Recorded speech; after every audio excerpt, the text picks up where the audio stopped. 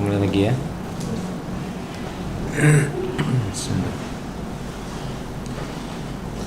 Assalamualaikum warahmatullahi wabarakatuh. Alhamdulillah nahmaduhu wa nasta'inuhu wa nastaghfiruh. Wa na'udzu billahi min syururi anfusina wa min sayyiati a'malina. Man yahdihillahu fala mudilla lahu wa man yudlil fala hadiyalah. Asyhadu an la ilaha illallah wahdahu la syarika lah. Wa asyhadu anna Muhammadan abduhu wa rasuluh.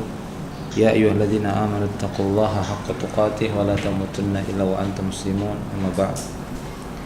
Alhamdulillah, kita akan lanjutkan atau mau sesi tanya jawab, silahkan.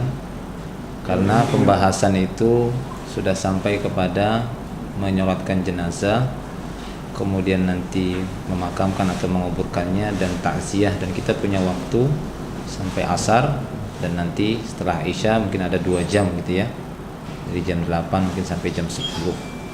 Dan itu mungkin mencukupi untuk pembahasan, sehingga besok kita bisa tinggal prakteknya saja insyaallah.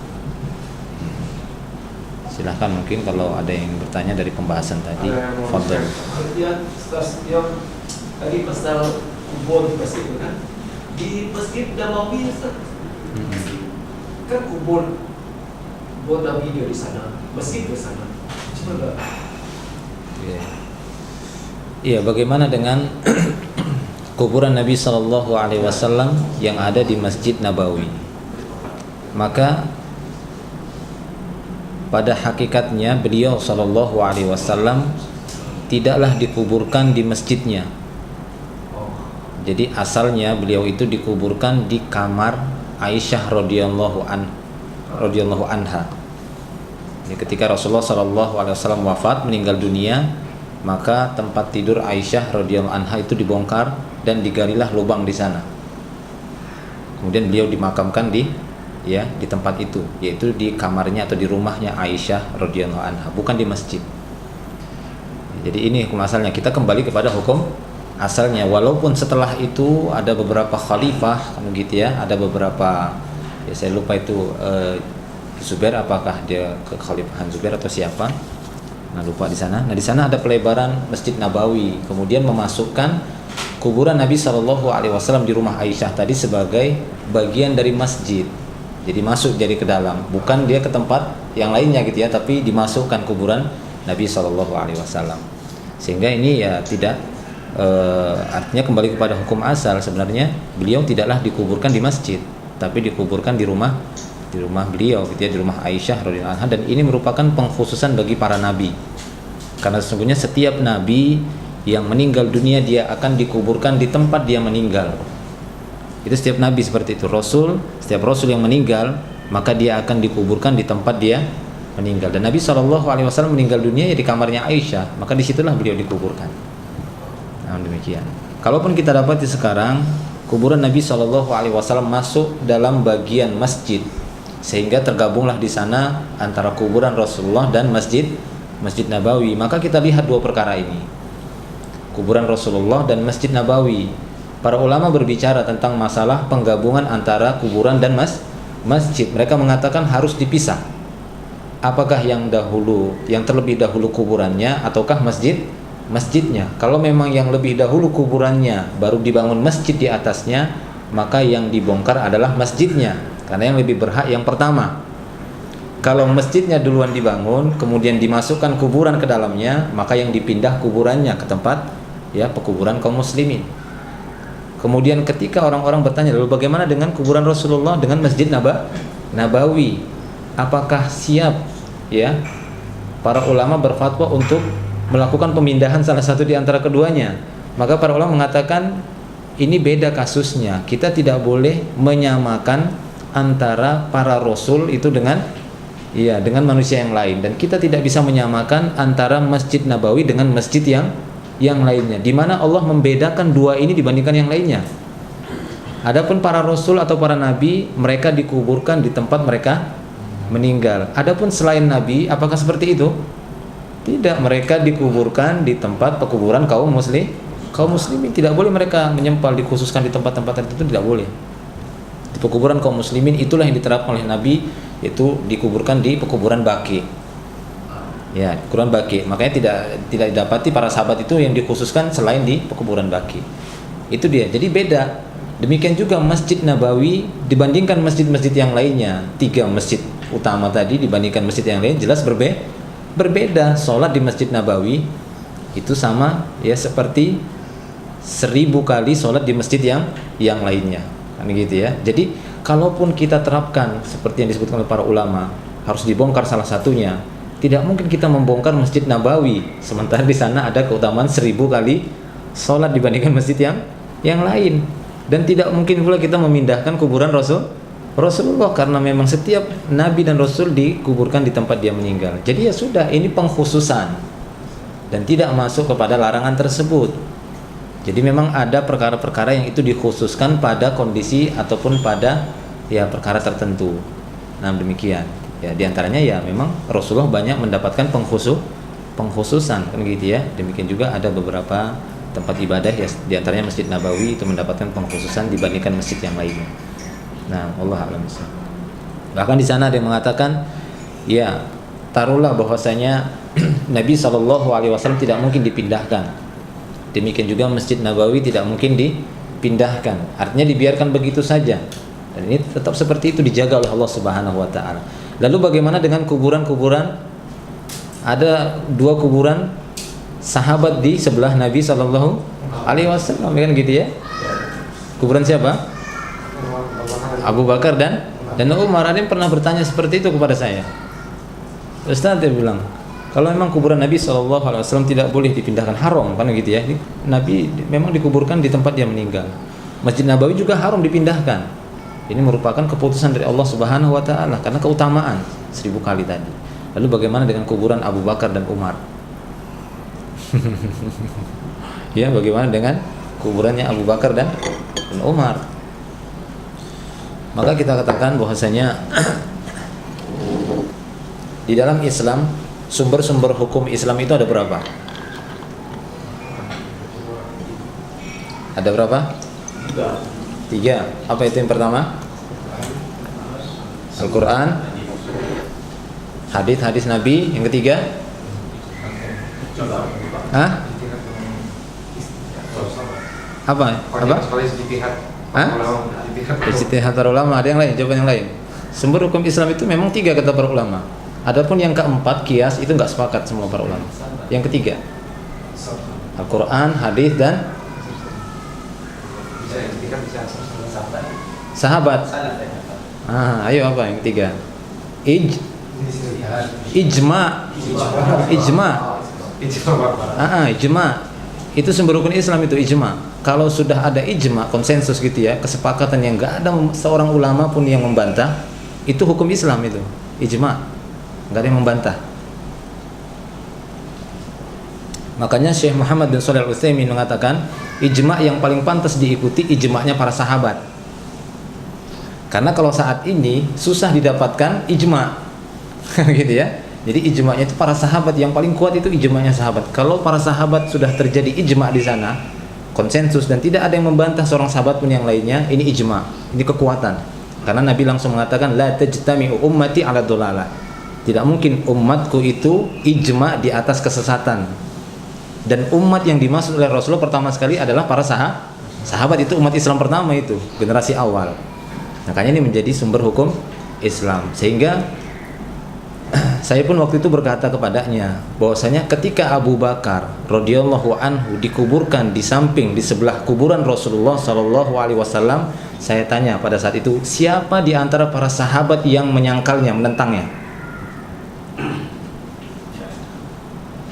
Tidak ada.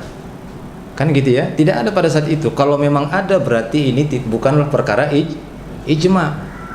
Ketika Umar bin Khattab dikuburkan di sebelahnya lagi, siapa di antara para sahabat yang menentangnya, yang tidak setuju? Tidak ada. Gitu ya. Nah, ini merupakan ijma'. Makanya para ulama tidak mempermasalahkan ini, karena sungguhnya di antara sumber hukum Islam adalah ijma'. Bahkan yang lebih kuat ijma'nya para sahabat. Pada saat itu enggak ada para sahabat yang menentangnya. Beda dengan perkara yang lain. Kalau perkara yang lain masalah sholat, ada sahabat yang nggak setuju, ada sahabat yang setuju kan begitu ya dalam masalah beberapa perkara, tapi masalah itu tidak ada para sahabat yang menentangnya, dan ini ijma namanya. Nah, itulah jawaban saya waktu itu kan begitu ya, bahwasanya ini sudah merupakan ijma'nya para sahabat dan tidak didapati di antara mereka yang menyangkal dan menentang perkara ini, sehingga ya layak bagi mereka seperti itu. Mereka ya mendapatkan keutamaan, kemuliaan, kuburannya berada di samping Rasulullah, dan seluruh umat ini sepakat kan gitu ya, kecuali Syiah saja, bahwasanya mereka ya Abu Bakar As-Siddiq dan Umar bin Khattab merupakan orang terbaik setelah Rasulullah. Di tengah umat ini manusia terbaik setelah Rasulullah adalah Abu Bakar dan Umar radhiyallahu anhum. Allahu a'lam. Ya. Ada pertanyaan dari Oh iya.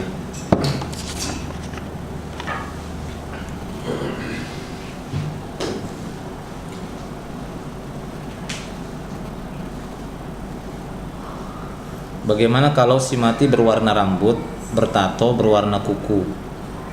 Adakah kepalanya digundul, isi kulitnya dikikis dan kukunya dipotong? Ya, para ulama hanya membolehkan kukunya dipotong. Walaupun sunanul fitrah, ya Rasul mengatakan sunanul fitrah, yaitu fitrah yang disunnahkan kita merawatnya, menggunting kumis kan begitu ya, mencabut bulu ketiak, mencukur bulu kemaluan, menggunting kuku. Tapi ketika kita dapati ya jenazah seorang muslim, maka yang diperbolehkan hanya sebatas menggunting kukunya, tidak perlu Anda mencabuti bulu ketiaknya dan mencukur bulu kemaluan, ini tidak sampai seperti itu. Ya, jadi menggunting kukunya saja, itu pun dengan cara perlahan-lahan dan ya semampunya. Nah, adapun bagaimana dengan si mati berwarna rambut, maksudnya mencat ya? Mencat rambut itu pakai dai namanya ya. Kalau di sana bilangnya cat rambut ya. Cat rambut. Iya.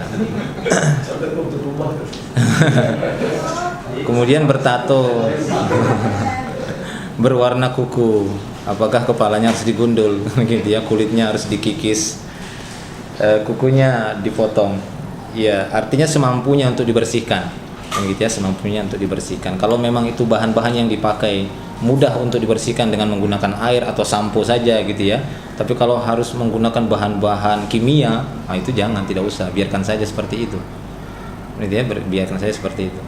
Nah, karena sungguhnya tidak diperbolehkan bagi seorang muslim ataupun ya muslimah mewarna-warnai rambutnya, kecuali seorang yang memiliki rambut yang sudah putih, beruban ya. Apa bilang sini ya? Beruban. Ya, putih. Nah, itu diperbolehkan untuk disemir. Nah, di sana bilangnya semir rambut, dicat. Apa tadi sini bilangnya? Diwarnai. Jadi kalau misalnya ada seorang beruban putih, maka dianjurkan untuk diwarnai pakai pewarna rambut. Cuma kata Rasulullah, jauhi warna hitam. Jangan pakai warna hitam, boleh pakai warna merah, hijau ataupun biru, atau oranye atau kuning. Ya. Iya, untuk janggut juga. Iya, tapi kebiasaannya para ulama menggunakan pewarnanya itu dengan menggunakan inai. Tahu inai ya? Inai itu lebih selamat. Karena sungguhnya pewarna sekarang dikhawatirkan menggunakan bahan yang tidak ini gitu ya. Mungkin nanti air wudhunya kan begitu ya. Walaupun ya rambut nggak masalah kan seperti itu. Karena memang rambut kan cuma diusap saja kan gitu. Adapun berkaitan dengan tato, maka ini ya sudah tidak bisa ini ya. Orang yang masih hidup aja susah menghilangkan tatonya, apalagi yang sudah meninggal gimana menghilangkan tatonya? Tidak bisa. Kemudian cat kuku ataupun pewarna kuku ini dilihat, mungkin kalau dia pewarnanya itu semacam inai, itu ya nggak masalah, tinggalkan saja, biarkan, tidak apa-apa gitu. Tapi kalau pewarnanya itu adalah dari bahan kutek ya, apa bilangnya di sini? Yang permanen itu ada ya, yang kayak dari plastik, dia ada plastik. Apa Pak? Nah, kalau yang seperti itu ya kalau memang bisa dibersihkan, diupayakan dibersihkan, tapi itu agak sulit gitu ya, susah itu. Ya dibiarkan saja seperti itu. Iya. Allah alam. Ya jadi seperti itu. Allah alam. Di Brunei kebanyakan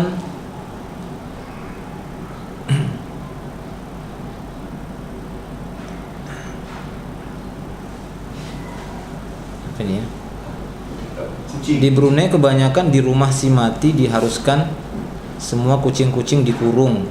Ada yang membuat andaian, maksudnya perumpamaan itu ya. Jika kucing terlangkah mayat si mati kemungkinan boleh hidup semula. Apa pendapat Ustaz? Wah, yang bener aja, yang bener lah. Nanti coba aja nanti. Besok kalau memang ada nanti praktek mayatnya coba langkahkan kucing hidup enggak? Iya, tidak ada seperti itu. Iya, itu mitos. Mit. Tidak ada seperti itu ya. Jadi apa kesalahan kucing kalau kucing dikurungi ketika ada orang meninggal? Itu sebatas dia khurafat gitu ya, berita-berita bohong, khurafat, dongeng atau semisalnya.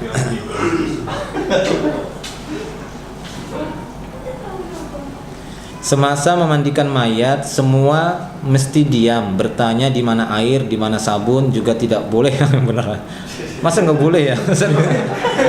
Apa pendapat Ustaz? Masa jadi begini-begini? Nggak mungkin lah. Insyaallah.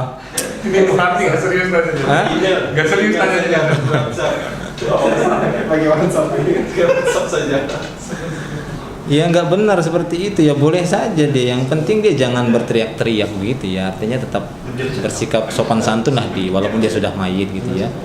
Jangan tertawa-tawa. Gitu. Memang sangat kita sayangkan tatkala penyelenggara jenazah itu di saat memandikannya atau mengafaninya dengan tertawa-tawa, itu sebenarnya kurang adabnya kan gitu ya. Karena sungguhnya kita harus mengambil ibrah. Makanya Rasul mengatakan ittiba'ul janais ya. Yakni ikutilah jenazah tersebut, tuzakkirukumul akhirah. Ikutilah jenazah tersebut sampai ke kuburannya karena itu bisa mengingatkan kalian akan akhirat. Jadi dengan adanya kematian saudara-saudara kita itu jadi peringatan. Nah, tapi kalau dia berbicara untuk kemaslahatan, mana air kan gitu ya. Kemudian di mana sabunnya, kalau ini nggak boleh harus mesti diam ya susah gitu ya. Masa harus pakai bahasa isyarat kita nanti salah-salah jadinya. Allah Alhamdulillah. Ya itu hanya sebatas kebiasaan di beberapa tempat memang berbeda-beda, tapi ya kita berusaha untuk melaksanakannya sesuai dengan syar'i insyaallah. Allah Alhamdulillah. Sudah. Karena tambahan juga. Iya, betul. Sebagian haji baik di Indonesia malah nggak tahu di Brunei, mereka kan menyimpan kain ihramnya Ustaz. Iya. Dan mereka meminta dari ahli keluarganya, ahlinya meminta supaya suaminya atau suaminya itu dibungkus dengan kain ihram, baru dibungkus dengan kain kafan. Iya. Itu gimana Ustaz? Boleh Ustaz? Ini bukan lagi sedang berhaji Ustaz, haji yang sudah pulang. Sudah selesai gitu ya. Kain ihramnya masih ada. Masih ada. Iya. Kalau memang tidak ada keyakinan tertentu, maka ya sah-sah saja, nggak ada masalah. Yang kita khawatirkan mereka menganggap ini perkara afdoliyah karena kain tersebut pernah dipakai untuk melaksanakan ibadah haji, pernah dipakai untuk ya tawaf atau untuk mengunjungi Masjidil Haram. Jadi menganggap bahwasanya di sana menempel berkah-berkahnya.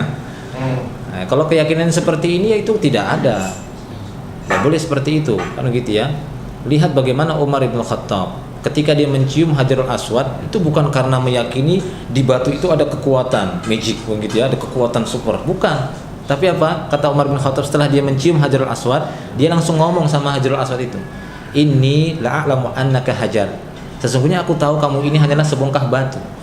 La tadur wa la tanfa. Engkau tidak bisa memberikan mudarat, tidak bisa juga memberikan manfaat. Falaula anni ra'aitu Rasulullah sallallahu alaihi wasallam yuqabbiluka ma qabbaltuka. Kalaulah bukan ya aku mendapati Rasulullah menciummu, ngapain juga saya cium-cium kamu? Karena aku dapati Rasulullah menciummu, makanya aku juga mencium kamu. Kamu ini batu biasa, nggak bisa memberikan mudarat, tidak juga bisa memberikan manfaat. Allah yang memberikan itu semua. Karena aku lihatlah Rasulullah mencium. Kalau enggak ya ngapain juga cium-cium batu? Kan begitu ya. Artinya tidak. Sebagian manusia menganggap ada kondisi-kondisi tertentu seperti ya itu tadi gitu ya, pakaian ihram yang pernah mereka lakukan berhaji ataupun umroh, mereka menganggap dan meyakini di sana ada barokah ataupun yang semisal yang menempel di sana karena pernah dibawa ke negeri tersebut. Ya ini tidak bisa gitu ya. Ini tidak dianggap. Kalau memang keyakinan seperti itu ya maka jangan. Ya, maka jangan. Akan tetapi kalau sebatas memanfaatkan kain yang ada daripada nggak ada sama sekali, itu silahkan saja dikafani dengan menggunakan kain ihramnya. Selama dia memenuhi kriteria ataupun syarat-syaratnya, kan gitu ya. Artinya tetap 3 lapis. Ya, bukan ada keyakinan yang lain, ya ini tidak mengapa insyaallah. Atau sekalipun dia mewasiatkannya, tidak masalah. Nanti kalau saya meninggal, ya saya wasiatkan saya nanti dikafani dengan menggunakan kain ihram ini. Kalau nanti kurang ya dengan menggunakan kain yang lain, tidak apa-apa. Berarti sudah terhitung 3 ya Ustaz? Berarti kain ihram cuma butuh 2 kain kafan aja gitu Ustaz? Iya, nggak apa-apa. Mencampur jenis kain yang berbeda ya tidak masalah. Rasulullah juga dikafani dengan kain yang berbeda, kan gitu ya. Lembaran yang terakhir itu dengan ada corak sedikit bergaris-garis warna hitam. Iya, itu bahkan disunahkan kata para ulama. Lapisan yang ketiga ada sedikit corak yang bergaris-garis hitam. Nah, kita aneh kan gitu ya. Umumnya kita putih kan gitu ya. Jadi itu tadi.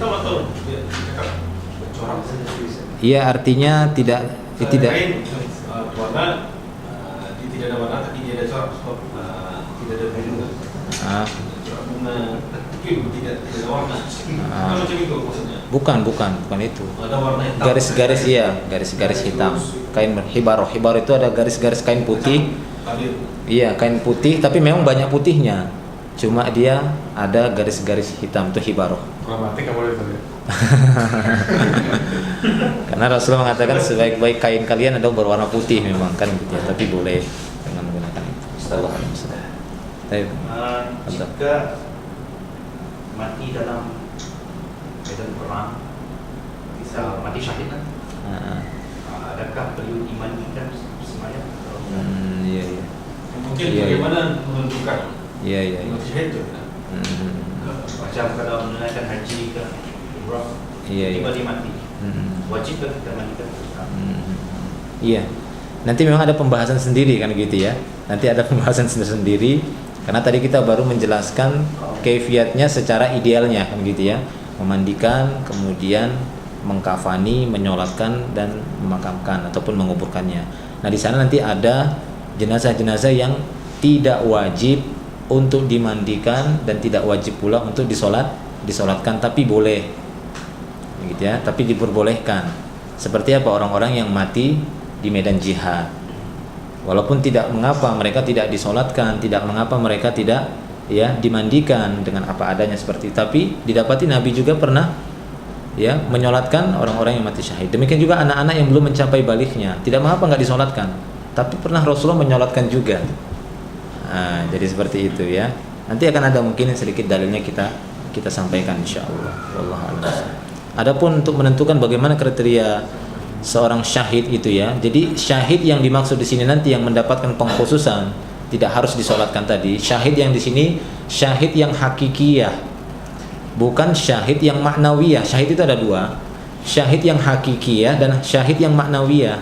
Syahid yang hakiki maksudnya benar-benar mati di medan perang, berperang gitu ya, angkat senjata. Itu hakiki.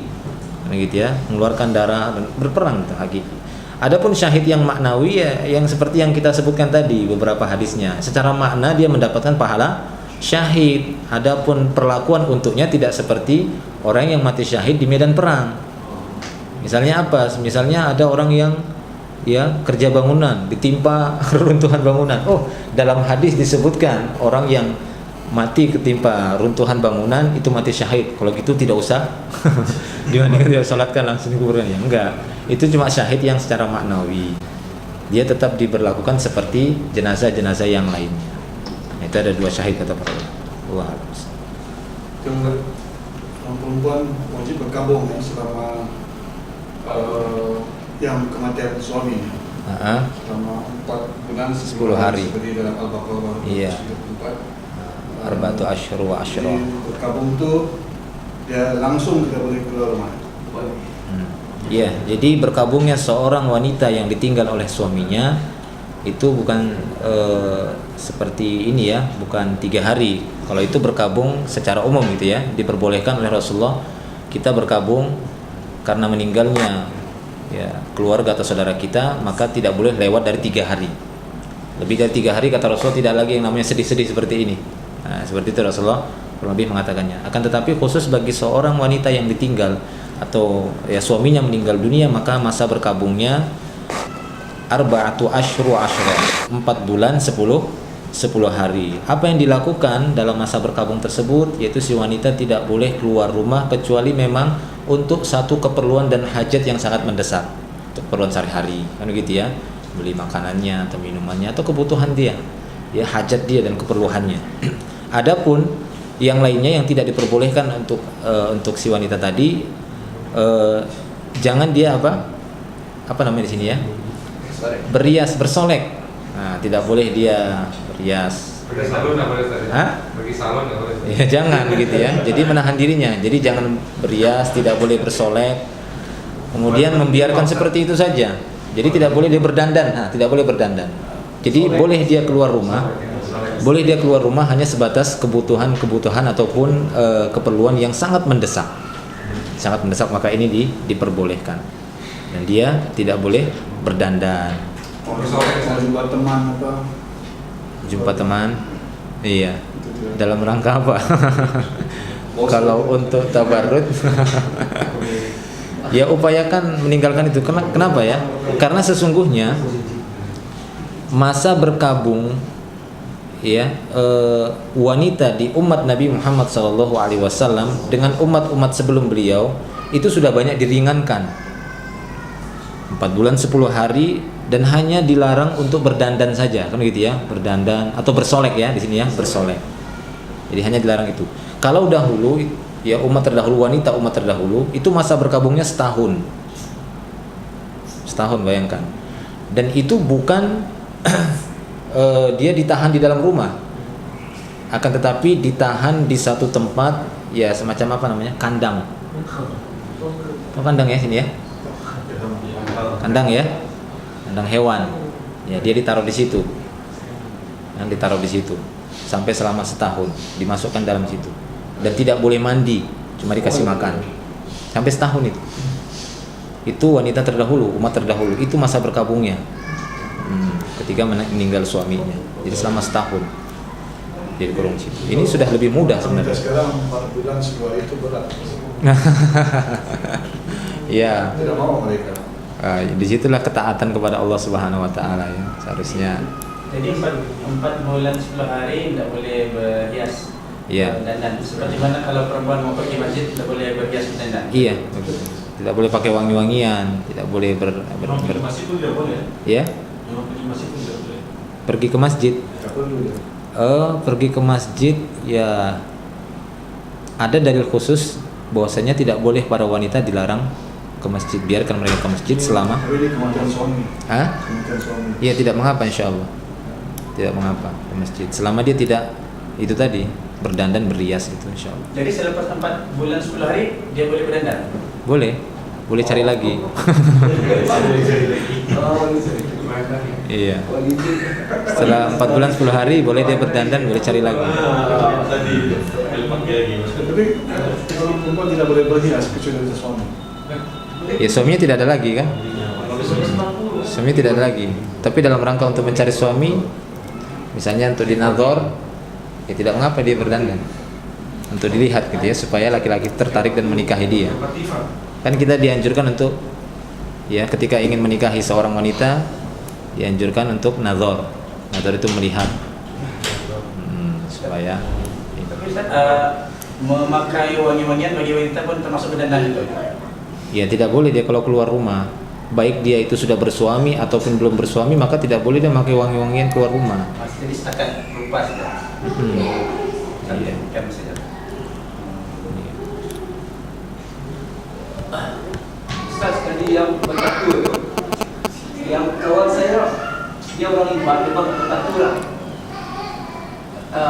Sebelum dia Islam. Jadi bila dia selesai Islam, macam mana? Dia masih ada tattoo di belakang perempuan. Dia dah mati pula di depan.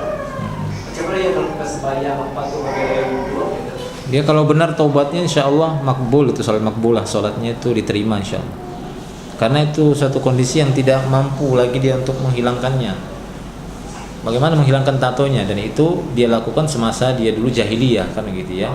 Kalau memang benar tobatnya dia.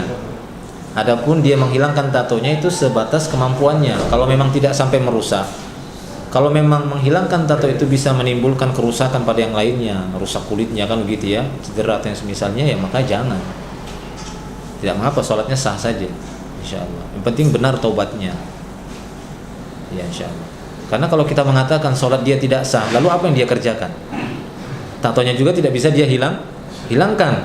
Lalu apa yang dikerjakan? Kalau begitu saya nggak sholat saja katanya, kan orang nggak sah juga. Ya berat sekali kalau agama seperti itu, gitu ya. Jadi para ulama juga mengatakan kalau misalnya ada seorang yang sudah benar-benar bertobat dan membawa tato dari masa jahiliyah dahulu, maka tidak mengapa. Insya Allah itu sholatnya tetap sah. Wallahu a'lam bishawab. Yang pasal mati berpihak tadi, dulu pernah, ini bukan orang Islam Ustaz, Cina Hokkien yang mati. Jadi kami kalau siapa yang berteriak nangis kuat diberi ampau aja. Jadi ampau boleh nggak? Ya itu yang pernah dilarang oleh Rasulullah. Itu pernah terjadi di masa Rasulullah. Ya ketika meninggalnya Abu Salamah, tadi itu Abu Salamah. Ada seorang wanita sengaja datang menemui Ummu Salamah. Kemudian dia memancing-mancing supaya orang menangis. Maka sama saja ini kamu membantu orang niyaha, dilarang oleh Rasulullah SAW. Tidak boleh. Apalagi dibayar begitu. Hah? Iya tidak boleh. Itu memang perbuatan masa jahiliyah dulu. Jadi tolong menolong mereka, membantu untuk membuat orang sedih gitu loh. Ini bukan orang Islam. Iyalah, orang jahiliyah dulu juga bukan Muslim. Ya tidak boleh kita ikut serta, apalagi kita ikut serta gitu ya. Orang Muslim ikut serta untuk melakukan niyah pada acara meninggalnya orang kafir kan gitu.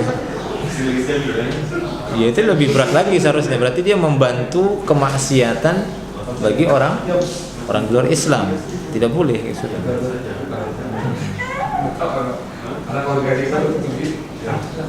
Ustaz, ya ini belum bagi misalnya kami yang menyelenggarakan jenazah, apa pahalanya Ustaz? Kami menyelenggarakan dari mempersiapkan mayat sampai kami menguburkannya, pahalanya apa Ustaz? Kalau yang jelasnya di dalam beberapa hadis, beliau SAW menyebutkan seorang yang ikut menyolatkan jenazah dia akan mendapatkan pahala 1 qiraat. 1 qiraat. 1 qiraat itu semisal gunung besar, semisal gunung Uhud. Itu pahalanya sebesar itu, ikut menyolatkan. Kalau dia ikut serta sampai memakamkannya kan gitu ya, menguburkannya ke kuburannya, mengikuti jenazah sampai di tempat penguburan, maka dia mendapatkan pahala 2 qiraat. Iya, tapi kalau cuma nyolatkan dan dia tidak ikut sampai ke kuburan, maka cuma 1 qiraat. Iya, jadi 1 qiraat itu sebesar gunung Uhud. Kalau 2 qiraat ya 2 kali itu. Ya, termasuk memandikan tadi Pak. Memandikan dan mengafani tidak ada secara khusus, tapi dia mendapatkan pahala umum saja. Pahala fardu kifayah, ya itu kan fardu satu kewajiban yang dia mendapatkan pahala, cuma tidak disebutkan seperti menyolatkan dan menguburkan tadi, ikut menyolatkan dan menguburkan. Allah a'lam. Gimana? Cukup ya dulu ya. Nanti kita lanjutkan setelah salat isya nanti malam insyaallah. Mudah-mudahan apa yang kita sampaikan memberikan banyak manfaat. Wa akhiru da'wana alhamdulillah. Subhanakallahumma bihamdika asyhadu an la ilaha illa anta astaghfiruka wa atubu ilaik. Assalamualaikum warahmatullahi wabarakatuh.